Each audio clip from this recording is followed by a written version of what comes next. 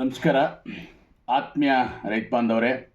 ಏನು ನಮ್ಮ ಭದ್ರಾ ಮೇಲ್ದಂಡೆ ಯೋಜನೆಗೆ ಕೇಂದ್ರ ಸರ್ಕಾರ 5,300 ಕೋಟಿ ಹಣ ಬಿಡುಗಡೆ ಮಾಡಬೇಕು ಮತ್ತು ರಾಜ್ಯ ಸರ್ಕಾರ ಬರುವ ಬಜೆಟಲ್ಲಿ 5,000 ಕೋಟಿ ಇಡಬೇಕು ಅಂತಂದೇಳಿ ನಮ್ಮ ಜಿಲ್ಲೆಯ ಎಲ್ಲ ತಾಲೂಕುಗಳಲ್ಲಿ ಸುಮಾರು 3-4 ತಿಂಗಳಿಂದ ನಿರಂತರ ಎಲ್ಲ ಹೋರಾಟಗಳನ್ನು ಪ್ರತಿಭಟನೆಗಳನ್ನು ಮಾಡಿ ಸುಮಾರು 40 ಕಿಲೋಮೀಟ್ರ್ ಪಾದಯಾತ್ರೆ ಮಾಡಿ ಎಲ್ಲ ತಾಲೂಕುಗಳು ಬಂದ್ ಮಾಡಿ ಸರ್ಕಾರಕ್ಕೆ ಅನೇಕ ಮನವಿ ಪತ್ರ ಕೊಟ್ಟು ಗಮನ ಸೆಳೆದರು. ಇದುವರೆಗೂ ಸರ್ಕಾರದಿಂದ ಯಾವುದೇ ನಮಗೆ ಒಂದು ಪೂರಕ ಮಾಹಿತಿ ಬಂದಿಲ್ಲ.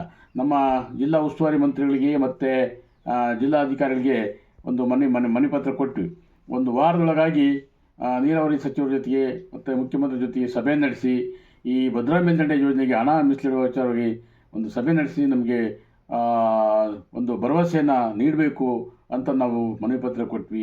ಆದರೆ ಇದುವರೆಗೂ ನಮಗೆ ಯಾವುದೇ ಸೂಚನೆಗಳು ಕಾಣ್ತಿಲ್ಲ. ಸಭೆ ನಡೆಸೋ ವಿಚಾರವಾಗಿ ಯಾವುದೇ ನಮಗೆ ಪತ್ರ ಕೂಡ ಬಂದಿಲ್ಲ. ಹಾಗಾಗಿ ನಾವು ಹೀಗೆ ಕೂತ್ಕೊಂಡ್ರೆ ಬಜೆಟ್ ಆದಮೇಲೆ ನಾವೇನೇ ಹೋರಾಟ ಮಾಡಿರೂ ಉಪಯೋಗ ಇಲ್ಲ.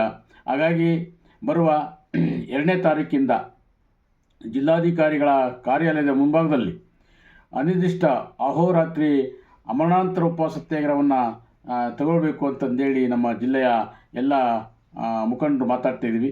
ಏಕೆಂದರೆ ನಾವು ಈಗ ಈ ವರ್ಷ ಹಣ ಬರದೇ ಹೋದರೆ ನಮ್ಮ ಮುಂದಿನ ವರ್ಷ ನಮ್ಮ ಮುಂದಿನ ದಿನಗಳಲ್ಲಿ ನಮ್ಮ ಸಮಸ್ಯೆ ಎಷ್ಟಾಗ್ತಂದರೆ ನೋಡಿರಿ, ಒಂದು ಅಂತರ್ಜಲ ವಿಚಾರವಾಗಿ ನಮ್ಮ ಜಿಲ್ಲೆ ಎಷ್ಟು ಭಾರಿ ಅಪಾಯಕಾರಿ ಇದೆ ಅಂತೇಳಿ ಒಂದು ವರದಿ ಬಂದಿದೆ. ಈ ವರದಿಯನ್ನು ನಾವು ನೋಡಿದರೆ ಗೊತ್ತಾಗುತ್ತೆ ನಮಗೆ. ದಿನಕ್ಕೆ ಅಂತರ್ಜಲ ಬಳಕೆಯಲ್ಲಿ ನಾವು 144% 4.3 ಉಪಯೋಗಿಸ್ತಿದ್ವಿ. ಇದು ಭಾರಿ ಅಪಾಯಕಾರಿ ಅಂತ ಇದೆ. ಮತ್ತು ಇಲ್ಲಿ ತೋರಿಸಿದ್ದಾರೆ ಭಾರಿ ಅಪಾಯಕಾರಿ ಅಂತರ್ಜಲ ಅಂತ. ನೀವು 100% ಉಪಯೋಗಿಸಂಗಿಲ್ಲ ಅಂತ 144% ಉಪಯೋಗಿಸ್ತಾ ಇದ್ವಿ. ಹೀಗೆ ಆದರೆ 2027 ಒಳಗಾಗಿ ನಮ್ಮ ಜಿಲ್ಲೆ ಸಂಪೂರ್ಣ ಬರದ ನಾಡಾಗುತ್ತೆ.